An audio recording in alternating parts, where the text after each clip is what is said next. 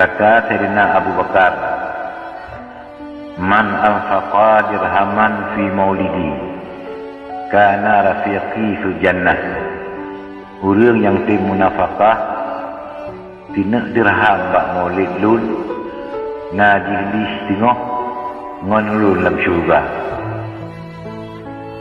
Dikun ni Sayyidina Umar radhiyallahu an, man addama maulidan nabi faqad ahya al-islam.